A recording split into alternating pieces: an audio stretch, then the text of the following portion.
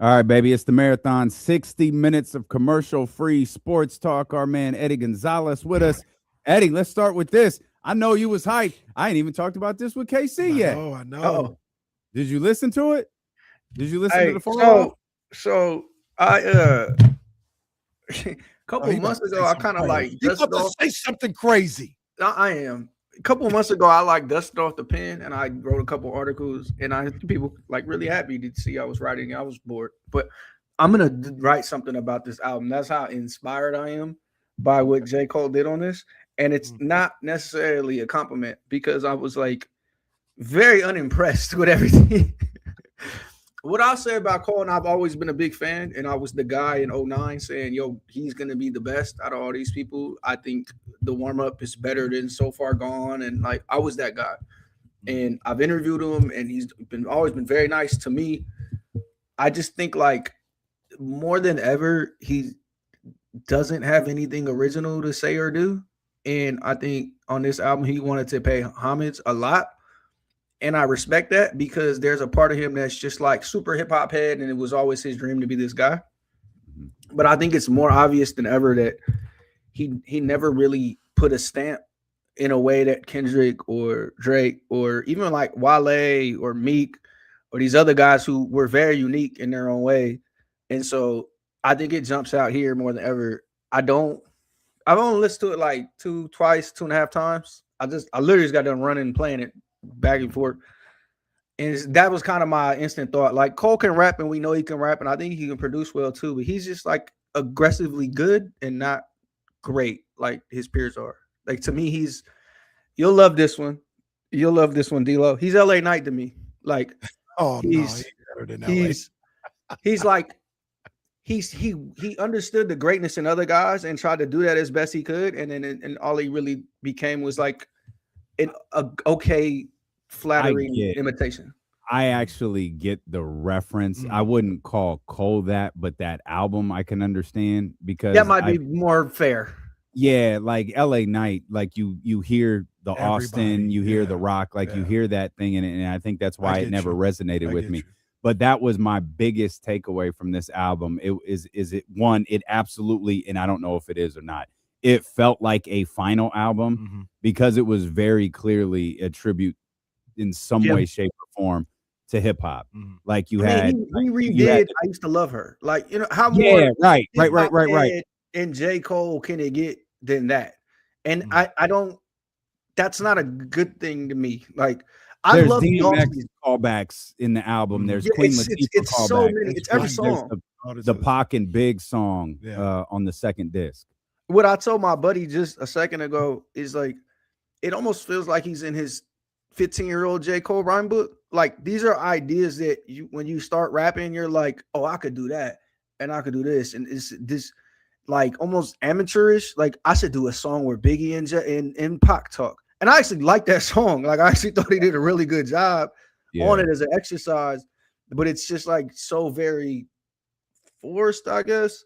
And so, like again, there's stuff here I like, and I've always liked J. Cole. I've been a huge fan. I love Born Center. I love Forest Hills. I love Off Season. Like I think Off Season was great, and but I think Off Season was also him putting his stamp and like throwing his weight around and kind of being unique in his sense. Whereas this album to me is not, unfortunately. And like there's some on here I like. Like I said, I like the Pac and Big song. I like the song where he's talking to the guy at the gas station. Like but it just Crazy. feels so unoriginal and uninteresting. So I don't think he's done. Like because this album, I don't think he's gonna be done. He's gonna hear about this and he's gonna do something else.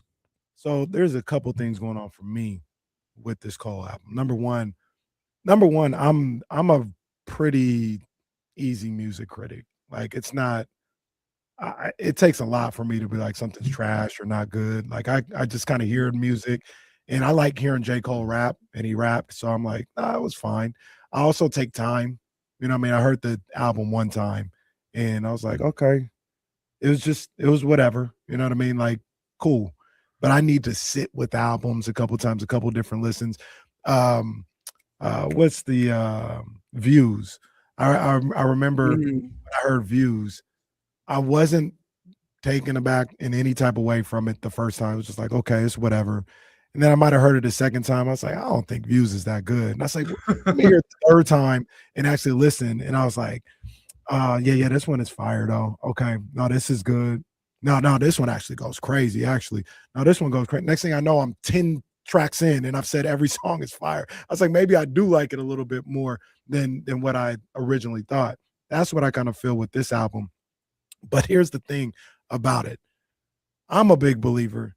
A double disc is too much. A double disc is damn near impossible. 24 songs is almost damn near impossible. There's only two people that I think, and two rappers and one R&B artist who've been able to do a double disc and make it like, oh no, this is unbelievably. Chris Brown did one a couple years ago that was actually. You snuck the CB Love in there.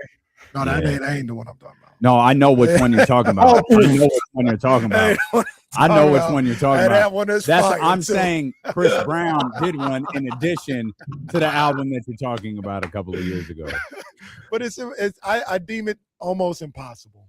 Almost like I don't think Mr. Morale is something that should have been a double disc. I don't think Scorpion is something that should have been a double disc. Like Jay-Z with the Blueprint. Well, too, Mr. Morale. I love Blueprint too, by the way. I did hear a little rumor that Scorpion not Scorpion. Iceman might also be a double disc. So maybe it's just something in there. But I'm not. I just think for a guy who, and I say this in the nicest way because it's gonna sound like some real good hate.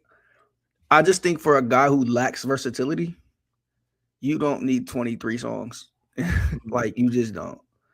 And it's funny because if this is his homage to hip hop as the super hip hop head, he knows all the best albums are 12 songs. Like he knows that in his heart of hearts. So I don't know. It's fine. I love J. Cole. I'll go back to warm up if I really need to hear J. Cole. There's a song, and I don't remember what it was. I was walking and I didn't pull the phone out to hear it, but it's a song where he breaks from what you're talking about, that J. Cole, and he's rapping and he's getting angry. Like he's getting angrier and angrier as he raps. And it's like, this is different. Mm-hmm. This is actually really, really dope. I think he only does it one time. And that's the thing about Kendrick, whether you love him or hate him. Eminem, it's actually the thing about Eminem I hate is they can often rap from multiple different perspectives. And even when J. Cole is doing the Biggie Pac thing, it's J. Cole. Yeah. Like, you know what I mean? Like Kendrick and Kung Fu Kenny, they sound like two different people. Yeah. Like Cole is Big and Cole is Pac is just J. Cole rapping from different perspectives. And his ability to storytell is second to none. Yeah. From like a performance standpoint, he falls short of Drake, of Kendrick, and of those guys. But as a straight storytelling rapper, I don't know that there's anybody better than him. And that's kind of his curse in a lot of ways, that he's just always going to be compared to those two. And he kind of is the perfect middle ground of them both, but that makes him lesser. You know what I mean? Like that makes, and I think he feels that too. He's rapped about it. He's talked about it. It's, it's tough for him to feel that hole, but I think again, it's just kind of uninspired. One thing I noticed about Cole in his career that I also think holds him back in a funny way, like his story just isn't as interesting. And so what he does is he'll tell other people's stories a lot. And I think he does really good at that, but it also kind of like highlights that, so like your whole thing is just, you just wanted to be a rapper really bad. And then sometimes it's like, oh, my mom had to work and I went to college. It's like a very bland, typical story. And it's like, you wanting to be a rapper really bad when you're 12 doesn't hit as hard when you're one of the most successful rappers. Like, we know you did it and you made it. Like, is there more to say? Or is it just like, I was rapping when I was young? Everybody rapped when they were young. So, again, it sounds like hate. I mean well, and I love Cole, and I think he can do better than this. I do think the beef kind of scared him away from maybe whatever he was going to do or attack an album with, and probably altered this album a lot. But, it's not like my critique isn't related to the beef at all. I kind of don't care. I really wanted a really, really good J. Cole album, and I got like an okay one, which is like, it's whatever. We got some other guys on the way soon, and I really like Don Toliver's album, so I'll be all right. Yeah, a couple more thoughts on this one too. Number one, I think the song you're talking about is the one with the guy. You talk to the guy at the gas station. Yeah, it's called Quick. I think it's the exact because and again, true to J. Cole, what I'm saying, that's from the other guy's perspective. The emotion is from the other guy's perspective, and he's just getting angry about life. And it's like I did the same thing. I was running. I was like, oh, he's okay. Yeah, And it was that. It was anger from another guy's perspective. There's Stop. a song called Quick Stop. I think Lonely at the Top. No. Quick Stop. Yeah. There's a song called Lonely at the Top, and I really like the hook, and I like Cole's perspective. And then the last verse is him basically saying, like, all the rappers I used to look up to, like, they fell off, and that's kind of whack. And, like, I wish they were better. And it made me think of, like, Drake saying, I'm better than all them. I don't care. Like, I used to want to be rock, and I turned into Jay. Like, my house is bigger than Kanye's, and, like, I ain't doing it to the letter. I'm doing it better. Like, this kind of, like cockiness about competing against them dudes. Whereas Cole is like, damn, I wish they were still around and like rapping. And it's like, it's just, to me, it just shows the difference between those guys like that. And Kendrick carries himself with a similar energy. Drake in the sense of like, yo, I respect y'all, but like, I'm here to kill everybody. Like, I don't, you know what I mean? Like, I shook your hand and I'm keeping it pushing. So again, it's just, I think they're all just different guys, and that's fine. But unfairly or fairly, he's always going to be compared to that, and I don't think he measures up to either one of them. And y'all know how I feel about Kendrick. So. Well, the other thing about Cole and where he's at in his career, and this is just a personal thing for me, is I do believe that these guys get to a point where Kenny Caraway speaking, I don't need new so-and-so music. Mm-hmm. Like Jay wanted, Jay, he might be doing an album. How many times he gonna tell me about Tata and how he took, like, I've heard that for 2 decades now. I'm okay. Like, if you want to hop on a song as a feature, that's cool or whatever, but you're gonna give me 20 more songs. 444 was great, but it was still 10 songs, right? Like, it was 10. It's very real short. quick. It's like a 30-minute album. Yeah, like, that's cool. But I think Cole, and that's Drake, the different album that you're talking about, which is the one that doesn't get the love, because in he referenced this in some freestyle before, but if I'm talking about Big Pimpin', y'all are all about it. But when I'm telling you a story, y'all ain't listening to it. But even then, he talking about marriage and how rich. There's not all the audience is married and can relate to that. You know, it's I can a very relate. niche album. My younger friends do not like 444. My older friends do. My friends in my age group, they love it. They get it. Yeah, that's a life experience album. Like, we're talking about, I should have invested in property in Dumbo in Brooklyn. Like, of course, a 20-year-old is like, what's he talking about? I don't care. I want the car. Like, I want the car that he's talking about. There'll be 40-year-olds to be like, all right, Jay, you missed out on $10 million. Like, all right, cool. You know what I mean? Like, you're worth $1 billion. You want me to be like, oh, that's crazy. You missed out on $10 million. Like, I get it. I enjoyed the album. I enjoyed 444. It's one of my favorites. But I can understand. Yeah, I get why people don't. Yeah. I think Cole is like the very good guy, the very good man. Like, in that sense, I mean, like, Cole doesn't have a blueprint or a good Kid, Mad City, but he's got a couple like solid 8 out of 10s. Whereas Kendrick has albums that are like, they'll sit here forever. You know what I mean? And whether they're influential or not, like, you make all the Kendrick disses you want. He made good Kid, Mad City, you know, and Kendrick, Cole just doesn't have that tier of album. And I think a few dudes, I think Meek has albums approaching that tier. Like, I think Future has a few. Like, I think some of his contemporaries do, whereas he just doesn't.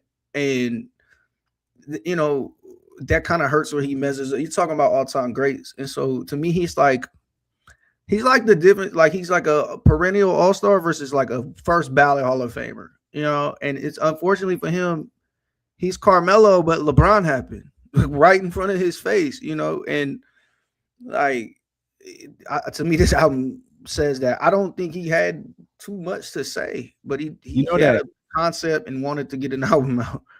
You know that Aunt Edwards commercial we watched the other day, where it had like Wemby and it was zero swag or whatever it was. Like, all of the things that Drake and Kendrick got like at 100, those are the things that Cole has at 0. Yeah. And he sounds and it's like something from insecure Drake, sometimes and about then it. it's something from Kendrick, and then you put him on Cole's bar, and it's like 0. It's like, oh, Yeah. And Eddie was about to say he sounds insecure, but I'm gonna tell you why he's probably insecure, maybe frustrated about it, because he's the best. He's the best. He is, and when you talk about, it's almost like, tell me if I'm wrong. Kyrie Irving is probably the best, most skilled basketball player I've seen in the last 30 years. He's not LeBron, he's not KD, he's not Steph. But what he can do with the basketball, I don't know if I've seen anybody be able to do. Cole, when you talk about rapping, he's the best. He is the one putting words together, bars and all this other stuff. But just like Kyrie, we would never say this is the Kyrie era or he was the best of his era. Like Drake and Kendrick are KD, Steph, and LeBron. Like these guys are icons. And Kyrie will never be an icon. J. Cole will probably never be an icon. But I think that J. Cole is the best rapper in the world. Like he will give you the best bars in the world. You gonna let him say that about your boy D-Lo? You think he's better? No, because I don't think that he's necessarily wrong in that component. Because I think when you break the 3 down who are intertwined here, like you cover so many different elements of what is hip hop now. Drake, and this is not a diss, it's mandatory. Kendrick just crossed over into this, but Drake is like the king of pop when it comes to hip hop. Like he has hit that pop category like no rapper before him has. Kendrick has hit the art form of rap. It's why he takes home Grammys every time he opens his mouth or whatever that line is from Drake. Like it's why he's the most decorated Grammy artist of all time. When it comes to rapping, that's Cole. But that's the one the least amount of people care about. Yeah. It's the rap. Like critics, writers, fans care about the art. Again, not a diss, but the Rockland High School girls, the boys too, they care about the pop element to it. Yeah. Once you're able to mingle, that you have crossover in the pop, you have crossover in the art. I don't think you have a lot of crossover in the rapping. Yeah. Like he's just like Daz Dillinger is a Corrupt. They'll tell you, everyone from the 90s will tell you Corrupt is the greatest rapper to ever live. Great, man. Who cares? Ice Cube. I think the thing, and I think this is a great point. Even if I don't agree with him being a better like MC than those dudes on their most MC days or whatever, I think, and this is Cole. This is like quintessential Cole. Drake is the biggest hit maker we've ever seen. If he's not, it's Eminem, and Eminem is kind of like this different thing. But in hip hop, he's the biggest hit maker we've ever seen. Kendrick might be the best album maker we've ever seen, or he's like in that tier. You know what I mean? Like he has, and he has put his stamp on this and shown how to do this at a higher level than most. Cole is not the best rapper we've ever seen. He's not close. He's not Nas. He's not Jay. He's not Ghostface. He's not Biggie. He's not all these dudes that we hail as like, these are the guys these are the gods. Like he's on nobody's Mount Rushmore of best MCs. He's not close. And so it's like, it's kind of always been a losing battle in that sense. And like you just said, D-Lo, it's also, and I hate to say this as a dude who loves rap, it's the least important part of the package. Like like I feel like more people feel it's almost easier to do that than it is to do what those dudes do. And so he's in this weird middle ground where it's like, yo, I'm really here for like the hoopers, where everybody else is like, okay, that's cool. Like we got people for that too. Like we can go play Stove God, and we can go play Ransom, and we can play these real like rappers. You know what I mean?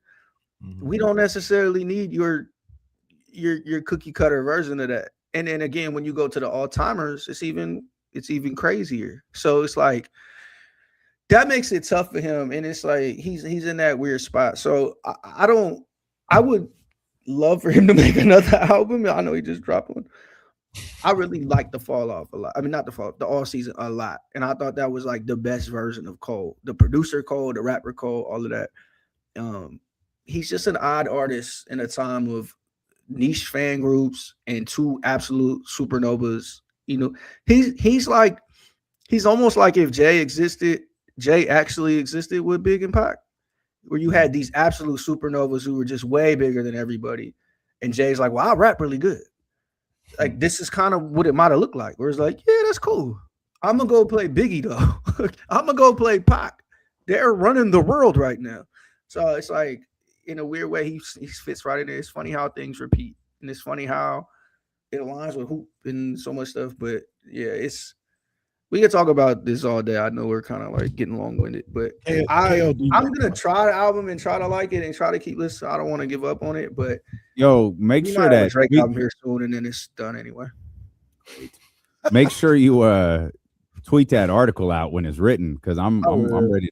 I might have said it all just now, but like I put it like this. I wrote a few paragraphs already, and one of the things that jumped out to me is the very first bar of the album is a flip on the Pimp C bar. Pimp C said, if I wasn't rapping, baby, I'd still be rapping Mercedes. And J. Cole said, if I wasn't rapping, I might be the president. And it's just like, it's very J. Cole for him to water that down and make it boring and bland.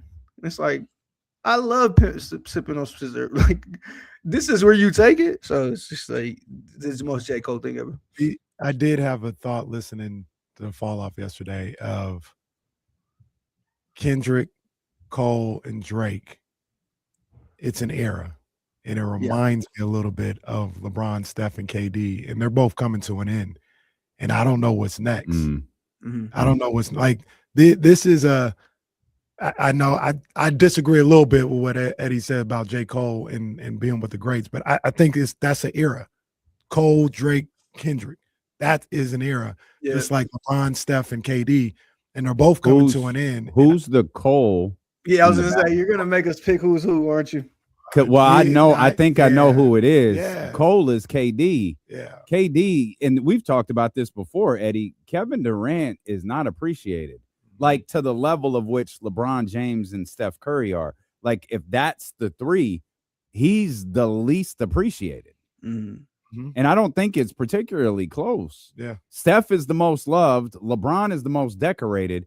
And KD is like polarizing in some forms, and he's genuinely not appreciated for how great that he is. And unfairly dissed, like Cole is a lot of the times too. Mm.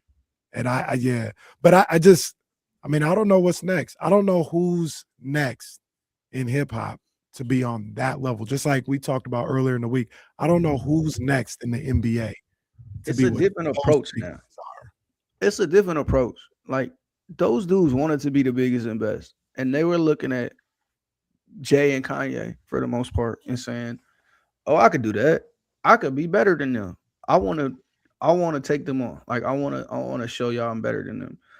It's not really a bunch of kids running around saying, "Oh, I'm gonna do what Drake's doing." Like, if anything, they're running around saying, "Man, I grew up on Drake. He's the greatest. I'm gonna do something else." Like, it's just rap is just different now. I was just talking to a friend and was saying, I don't know if I'm growing out of it or it's getting worse. And he was like, it's probably both. But the point is, and I think this is true of J. Cole, funny enough, like, to circle back. A lot of rappers now, a lot of young kids, and I'm on my rocking chair now, so I'm sorry. On the stool. They don't have a lot of life experience. A lot of their life experience is online, and it's only so much you can talk about being online. Whereas Cole and Drake and Kendrick, like, they went outside and did stuff. Like, Kendrick's first album is about being outside for one day, one crazy ass day, and just all the things that can happen in the mad city, right? Drake's first couple albums is about being outside and learning himself. And then it, like, people hate For All the Dogs or hate on it, but that album is about going outside and partying and realizing it's not all it's cracked up to be. Cole's like last few albums are kind of on real insulated. Like, I'm out the way. I don't get online. I just kick it with my wife. And it's like, doesn't make for exciting material. And it's the same thing for a lot of new rappers coming up. They're just talking about like trends and things they bought and stuff like that. That's not exactly great life experience or great listening. It's cool you bought a car and all this stuff, but like, have you been through anything? And I think that's what's missing kind of in hip hop. And I know like there's artists doing great stuff, but I do think that element is missing from a lot of what's going on now. And so I just feel really old, but I do truly think like some of the other artists, older artists, were more talented than what we get a lot of times now. Were you surprised by anything at the trade deadline? I'll, I'll keep it local and say I talked to you guys and there was a deal on the table for John Morant, and I'm kind of surprised the Kings didn't do it.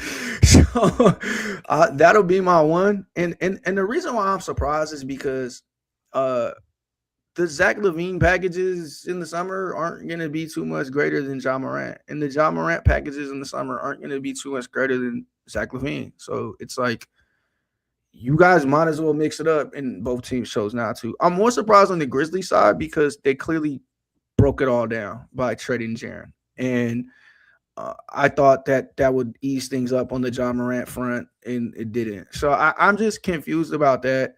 I heard some of the conversations about Domas. I'm also a little confused about that. Like you're playing out the string, and then you made that weird deal for DeAndre, and I just so many teams I watch, and it's just like I just don't get it. I don't understand what's happening. Even some of the money that shuffled was like, the Warriors deal. They can get out of those contracts this summer too. So it was like it's not even about KP being expiring. Everybody was expiring. Like you'll clear that money up. And maybe I'm just not smart enough and I just don't get it. But like the only deal that really jumped out to me was like, okay, I see what's going on. Is the world champs getting another shooter, another young guy who it's not make or break for them if McCain doesn't go out there hidden and take care of business because he's going to be the ninth guy off their bench and he's going to be very situational.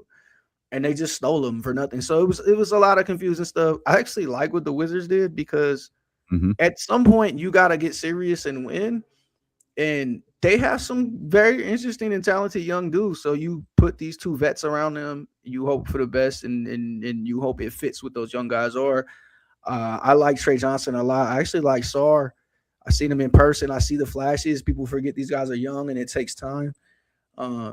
They're not playing for this year, which is smart. And next year will be fun for them. The Clippers is just like we're gonna give the Thunder AJ Dubance, aren't we? Like we're just gonna give them somebody great this like they're gonna get the Boozer twin, and it's all gonna be because the Clippers suck. Like I getting rid of James and going younger with Garland. I don't love Garland, but I kind of get it. James wanted out or didn't, depending on who you believe. I heard there was rumors that James went out all the way back in November, so I believe that. So I get rid of getting something for him. I don't fully understand Zubac other than like kind of getting out of that money, but then trade Kawhi too. Like really, really do it if you're gonna do it, So I don't know. It was a weird deadline. I think a lot hinged on Giannis, and that obviously didn't happen. So everybody kind of was just waiting and seeing. But I do think this summer will be some fireworks. It almost has to be the way a couple of these teams set themselves up. Like whatever you're gonna do with Giannis, you got to do it this summer. Same thing for Kawhi, and I think Kyrie is another one who. If you're a shark in the water, you definitely need to ask a little bit about Kyrie because I think he fits with Cooper Flag, but I can see the Mavericks going, hey, you're 30 and he's 20. Like, we got to do something else. But, yeah, it was a very confusing deadline. Man, you said a lot there. Yeah, I got a lot. It's a great thing. I got a lot of things that I wanted to touch on. Let's stay local. And I want to ask you the question that I've asked everybody this week. And I don't think there's a wrong answer to it. I'm just trying to get different perspectives. What if you were in the Kings situation, what would your number one priority be? Would it be to shed contract or to get assets like draft picks, young guys, stuff like that? Because it feels like Scott Perry's number one priority is getting the best draft picks no matter what's going on. And I'll deal with the salaries later. But if you were a GM, like what would your number one priority be? I think that's the right of it. I think, get the picks where you can. You look at the teams right now around the league and you say, these are the teams that are in the best situations.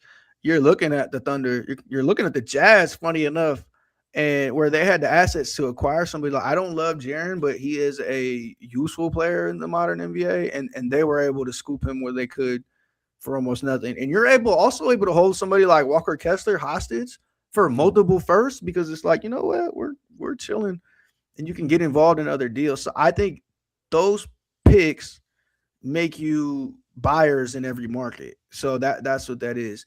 You can shed salary at all times, especially as these deals become expiring. And if anything, they come expiring for you. So I do think he has the right of it. I think the thing is, if you're closer under the cap and if you're, again, where the Nuggets, I mean, not the Nuggets, where the Jazz are, where the Nets are, and they've kind of gobbled a couple picks off of this, is you can kind of charge teams to take a pick. Like, we'll take your bad contract, and we know it's got to sit here on our books, but we need a pick. Mm-hmm. And that's where you stack up, and then you have these teams with multiple picks in the next few drafts, and the Grizzlies just did that. So I think that's your way to get back into it. You got to hit in the lotto. You got to you ideally you get top 4 and you really go, but I think they got the right of it in that sense. So I understand not rushing to get rid of these contracts because I think you can get rid of them eventually as well. I also think the markets just aren't what they want. Like the packages you're talking about for Domas, like it's almost no useful guys coming back in that. You know, it's contracts. Ideally, it's a pick. Same thing for Zach. Like Zach is a swap for another troublesome player in different ways, and the contracts almost match. So it's not like you're rushing into these and you skipped over like this great reward. Those rewards will be there in the summer. I think you gobble the picks you can. I just didn't understand taking back DeAndre and his contract. Like, if you're going to break it down, if you're going to shed these guards, fine, but get something expiring, like get something that clears off your book soon.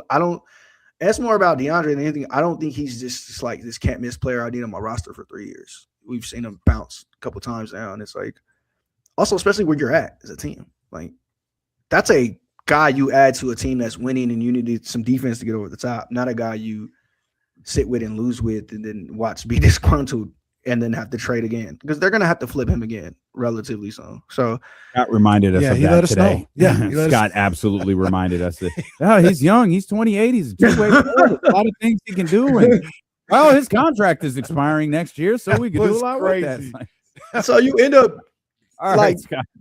you end up shopping him next deadline too for a team that he makes more sense to be on. That's like, I'm the 5 seed.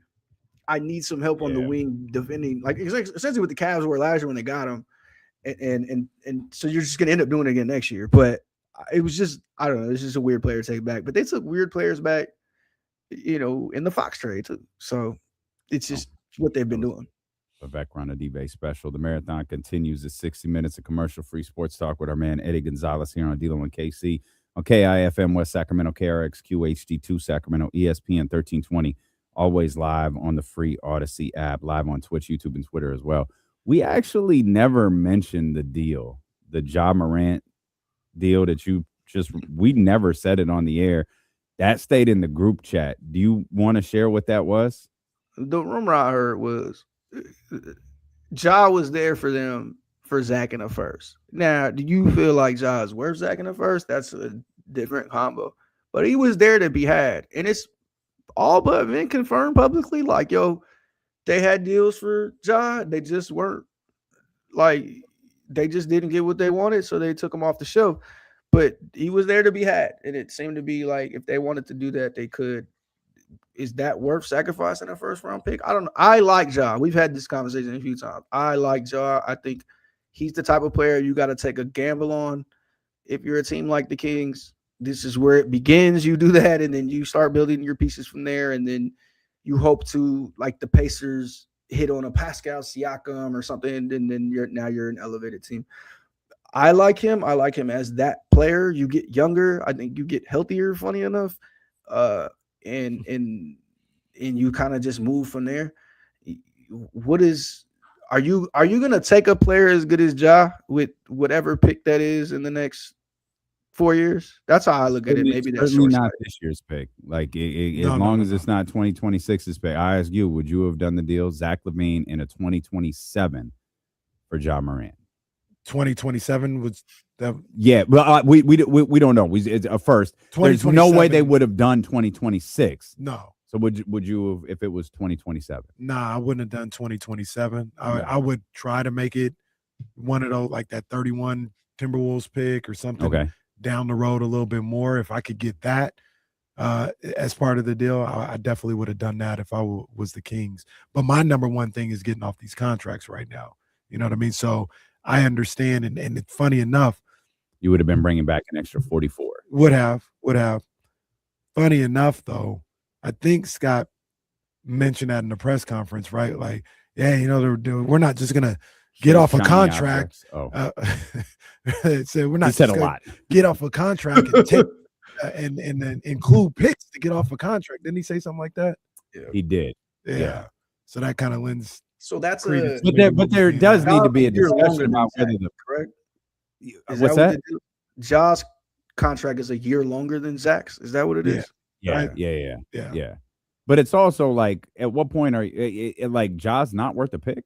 Like and I'm asking in the sense of that's where the market is, because you could talk about here's a pick for taking the Zach LaVine contract. That's off the table. There's 1 year left. Like there's no conversation to be had with that, at least in my mind. Right. I thought more of the pick was for Ja, the player, and like Ja's not worth a first. Right. Okay. And again, I'm not stating, I'm asking. And it appears that the market has dictated that perhaps he's not. Because that's the deal for them, right? Like, okay, you're getting out of this contract a year earlier, so your relief comes a year earlier. We're paying the tax because this guy's better. Like, that's essentially the deal you're saying. And then again, you kick it down the line as a pick, and you say maybe you might even argue for some protections around it, but apparently it wasn't even it was like a non-starter. Like, no, we're kind of good there. So it was just, again, maybe I'm just too high on Ja. It was just confusing to me in that sense. But I thought this is the type of thing you take a flyer on if you're the Kings, and they don't. And maybe the plan is what we've talked about for a while. Like it's gonna be a couple year plan, and it's gonna be rough for a while, and hopefully we get the right guy in one of these drafts. And who knows, the ping pong balls go how you like this year, and you get one of those guys, one of those 5 guys better than Cooper Flag, and you hit. But you know, we've watched the Kings draft luck for some time. I think the Matt Barnes or somebody video just went viral because it was like, these are the guys they miss, and you play that game again over and over. The problem for the Kings is it really is by one pick multiple times. You know, in which so a lot of times it's like, well, that's not how it worked. And, you know, you pick that first guy and things change. But, like, you could have had Kawhi and you picked another guy. You could have had Clay and you picked Jimmer and you da-da-da-da-da. So this is one of those can't miss drafts, but you got to land early and you got to get it right. So I would have took the flyer on Ja, but, yeah, the value on him is low as could be right now, and a lot of teams just weren't even interested at all to begin with. I think there was some Miami interest, but it's like we're not paying too much for that, and we're thinking about Giannis. And once Giannis was over, it was over anyway. So where do you stand on kind of that philosophy of hey, we're just gonna be? You kind of see it in Brooklyn right now, right? We're just gonna be bad for a couple years and hope to get some draft luck, get some assets. And that's just how we're going to live life. I understand the logic of it and the strategy of it, so to speak. But, man, we were trying to figure out here earlier, when do we realistically think that the Kings will be good again? Yeah, people talking about 5, 6, 7 years. Mm-hmm. It's a long time. Mm-hmm. That is a long time before you're good, not even like a championship contender, but like everything's got to go right. We talking about 6, 7 years. Where do you stand on that just thought process of like, yeah, we're just going to punt 2 or 3 years and not be good? I mean, the alternative is you're doing what you're doing now. You're trying to be good and you can't be. And then you're stuck in this rut. It's why the Bucks have to listen to Giannis offers, because they have almost no flexibility. They've kicked so many draft picks down the road. They're trying to be good, and they can't. Even with Giannis, they can't be good right now. We got to do something. I think if you're trying to sell this dream, you say, look at the Suns. They won 15 games 1 year, 2008, 19, whatever it was. They were in the finals in 5 years. Look at the Thunder. their first year with Shea, I think it was the COVID year. They lost 50 games, and they're in the finals in 5 years. So you're looking at a 5-year plan. You really are. And a lot of things have to happen in that 5-year plan, but you got to be bad for a lot of it. And then you got to get a guy. But the alternative is you're just middling and you do almost nothing. And you're frustrated all the time. At least if you understand that's the plan, you go. I think the Nets are a good example right now. You look at their guy, Igor Denham. They're starting to see some promise there. And he's hitting shots, and it's like baby steps. It's like a little deer and they're crawling away. Like, but you got to really commit to that, and you can't jump the gun on that. And if you ask some Rockets fans, they would say, hey, y'all jumped the gun. We had our kids, and like we could have took our time and did it. So it's like it's a delicate dance after a while, but what you got to do first and foremost is you got to get a guy. So if you got to trade for a Shea or you got to draft one of them, you got to do it. You know, you got to trade for a Tyrese Halliburton or you got to draft a Jaylen Brown. But you got to get them, and ideally you get 2 or 3 of them, and then you go. And understand it's going to take time. And then you have to make smart moves after that too, and we got to have guys that fit it. We got to find Isaiah Hartenstein and convince him and overpay him. If and maybe not overpay, but he got the biggest contract of that summer. And you got to do that over and over. I seen somebody saying that about a couple other teams, and they were actually talking about the Rockets. It's like, you shouldn't rush this. And they mentioned the Spurs and the Thunder and the Pacers, and there was one more team, but it's like, no, all those guys add vets, expensive vets when it's time, but you have to get the young MVP caliber young guy first, and those 3 teams did, and then you go, then you take a risk on Pascal Siakam, then you take a risk on De'Aaron Fox, then you pay these guys a little bit more money. So you need to get bottom out, you need to get as many picks as you can, and ideally good picks, and you need to hit.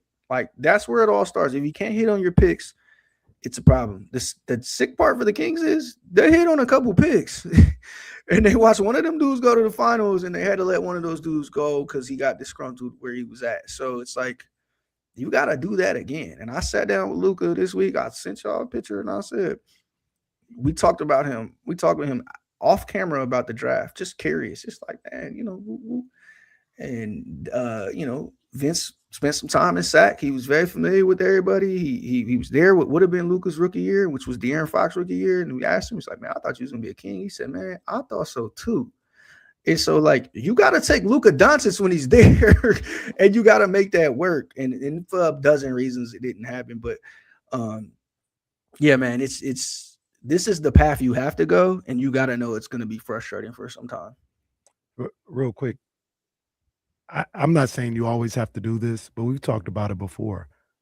I kind of like the way Matt Ishbia goes about things, and you see he's being rewarded this year. Mm-hmm. Now, are they on track to a championship, which everybody's always, no, probably not, but I bet you, like, it's a lot more fun, and they've laid the groundwork a lot better right now in Phoenix with this season that they've had going to get a Dylan Brooks or trading for him and putting them with Book than what's going on here in Sacramento and what's the prospects of what's going on here for a couple years.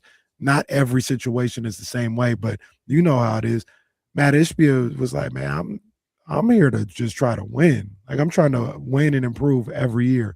And that's kind of what I lean towards a little bit more on a year-to-year basis. Yeah, I mean, and y'all know better than anybody. You know what was the most fun year to be a Kings fan? What was it? What did they climb up to? The 2 seed? The unexpected 3 seed is way more fun than the next year when it's like everybody knows you're good and it's like, go be a 3 seed again or else. And you're not. And it's like, well, this sucks.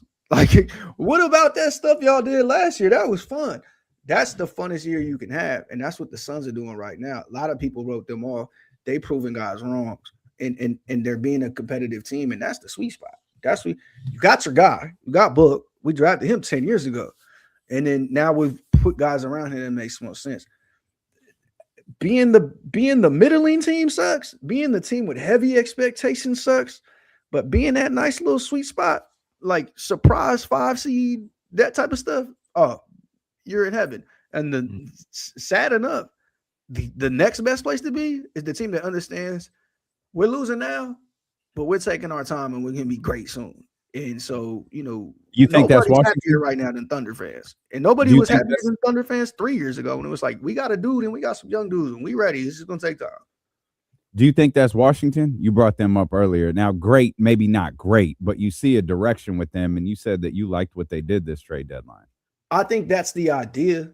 And Trey Johnson is a guy who a lot of people are really high on and think could be one of these guys, but he's got growing pains. He played 1 year at college and showed it and flashed, but he's got to figure out the league. He's got to take his time.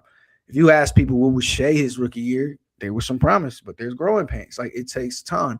Not every rookie is Cooper Flagg or Con Knipple. Some rookies take their time and then become a dude later. Some rookies have ups and downs like Tyrese Halliburton and then become this huge thing. So it's like, if you think one of those young guys is that, yeah. If you think Alex Sarr is a future star, yeah. If not, they're going to struggle and they need to find that guy. But at least I think now, especially in a Eastern Conference they can compete on in the next few years, you add Trey, who I still believe in, I think is a good point guard to set up scorers and players like this around him. And you add AD, who adds, he is what he is. But at the end of the day, when he's on the court, your defense is better and he helps other guys look better defensively. And that's what you need for young dudes who's figuring out the game. Is Washington there just yet? I don't know. Like, I really like Trey Johnson, so I want to say yeah. But the team I think is there, the Detroit Pistons. You know why the Detroit Pistons are there? Because they got a guy. They got Cade Cunningham. And that's like what makes all the difference. You got to get a guy. And it might take a few years for you to see he's one of those guys, but you got to get him. And I was talking to Vincent Tracy about what the Mavericks did with Cooper Flagg, and they talked about it on the show this week too. You throw him out there. You put him in the deep water and you make him swim, and look at what he's doing now. He's 30 a night every night, and he looked like a monster, and he just turned 19. So it's like you got a guy. All right, now we'd figure it all out after this. Yeah. I'm interested to see how this thing in Washington plays out, because I really like the way they've maneuvered around kind of the rebuild. Obviously, we've talked about it a number of different times here. They have to be bad this year, but instead of just being bad this year, they've set themselves up to be immediately not a championship contender, but in the Eastern Conference. A competitor. Yeah. A competitor. A team that's competing. Absolutely. Yeah. Immediately, with probably a top 6 pick, to go along with it too. Sure. So I've really liked what they've done in Washington. I'm interested to see how this plays out almost right away, because I think this is something that they could hit the ground running next year with. Yeah, I think that's what they're trying to do. This is one of those drafts, man. This is one of those drafts, and you sit there and say, this is where you get a guy. And we've had some rough drafts the past few years. We've had a couple of really good ones, but this is one of those drafts, and you look at Darren Peterson and these level of players, and you're like, yeah, if we get one of those guys, we're off and running. And that's why you start your gamble now. That's why you start that. And that's why if you're the Thunder, you sitting there like, yeah, buddy. Who you taking at 1?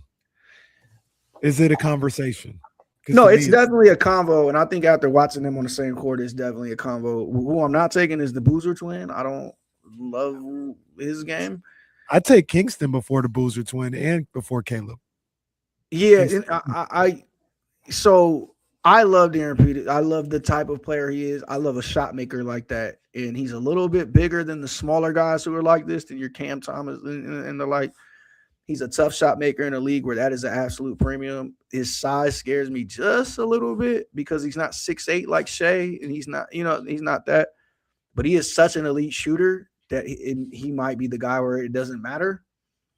I'm taking AJ, the size and the athleticism, and kind of banking on the growth of that going forward. But I truly believe it's a 1A, 1B thing, and it might just be where your team is.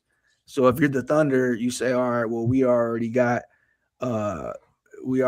Shea, obviously. We got Dub. We got wings. But, man, if we had another ball handler here, like – and so maybe you don't need Edgecombe. Maybe you need him. So I think it's a 1A, it's a 1B, and it's going to be dependent on who ends up getting that pick. I would love for VJ to end up in Indy. I think he makes perfect sense there. Darren could end up in 5 different places and make perfect sense too.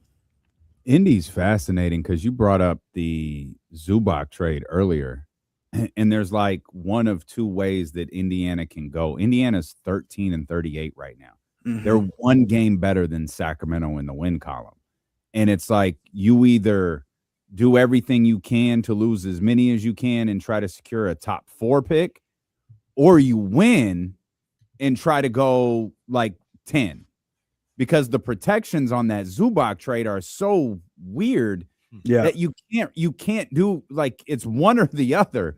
Like you have to either that, if it's not one or the other, either that you're just relying on a whole lot of luck to get you the rest of the way. But you either lose as many as you can, or you go out there and you try to win basketball games and get all the way up to the 10th in the area of the 10th pick of the draft. But the protections on that Zubac deal were so bizarre for this upcoming season. And I think they're settling.